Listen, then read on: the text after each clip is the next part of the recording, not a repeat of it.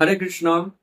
ইস্কনের প্রতিষ্ঠাতা আচার্য শ্রীল অভয় চরণারবিন্দ ভক্তি বেদান্ত স্বামী প্রভুপাদ, তিনি মাত্র 10 বছরের মধ্যে সারা পৃথিবী জুড়ে 108টা মন্দির তৈরি করেন এবং তিনি হাজার হাজার ভক্তকে হরিনাম দীক্ষা প্রদান করেন।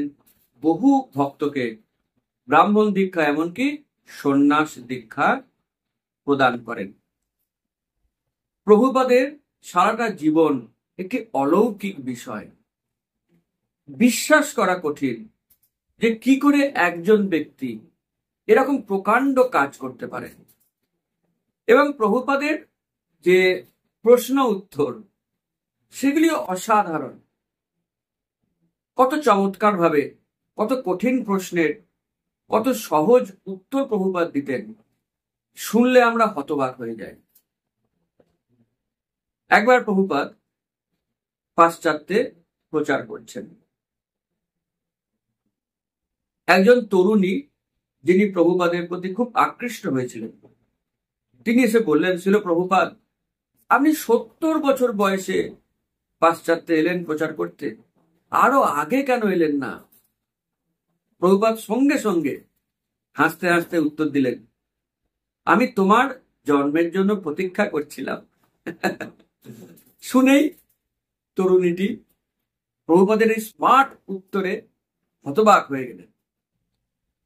একবার আরেক ভক্ত ছিল প্রভুপাদকে বলেন, প্রভুপাদ, আমি আপনার চরণে থাকতে চাই, দয়া করে আপনি আমার আর্জি পূরণ করুন।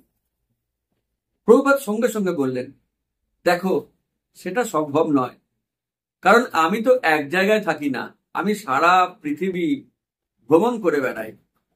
তাই আমার চরণও সারা পৃথিবী সবসময় ঘুরছে, তাই আমি কেমন করে তোমাকে আমার চরণে সবসময় রাখতে পারি? এইভাবে ছিল প্রভুপাদ তার প্রশ্ন উত্তর, তার বক্তৃতা, প্রবচন, এগুলি প্রতিটি মানুষের মন জয় করে এবং আমাদের জীবনকে নতুন আলো দেখায়। প্রভুপাদের অথরাইজড বায়োগ্রাফি লিখেছেন শ্রীল সৎস্বরূপ দাস গোস্বামী, 7 ভলিউমস, ইংরেজি ভাষায় লেখা। আমরা তার উপরে বাংলায় ক্লাস শুরু করছি। প্রভুপাদ লীলামৃত, অগাস্ট মাসের প্রথম শনিবার থেকে বিকাল 4:30 ক্লাস শুরু হবে। যদি বিনামূল্যে আপনি ক্লাস করতে চান, এই নাম্বারে হোয়াটসঅ্যাপ করে অথবা মিসড কল দিয়ে হরিবাসর গ্রুপে যুক্ত হন। হরে কৃষ্ণ।